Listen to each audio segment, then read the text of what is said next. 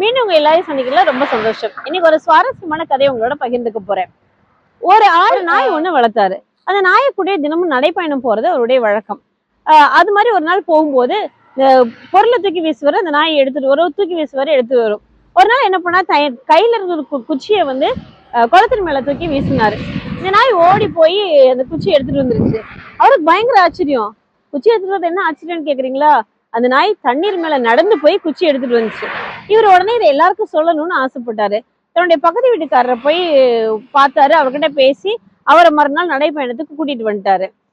அதே மாதிரி இவர் குச்சி தூக்கி வீசுறாரு, இந்த நாய் போய் எடுத்துட்டு வந்து பக்கத்து வீட்டுக்காரர் பாக்குறாரு. ஓ, அவர் ஆச்சரியமா பாப்பாருன்னு அவர் எதையுமே பெருசா கண்டுக்காம அப்படி பார்த்தாரு.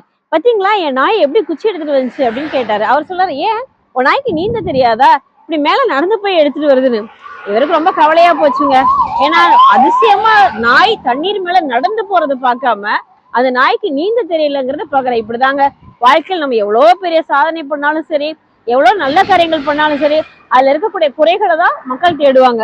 உடனே நம்ம அடுத்தவங்களோட அங்கீகாரத்தை எண்ணி காத்துட்டு இருக்க கூடாது.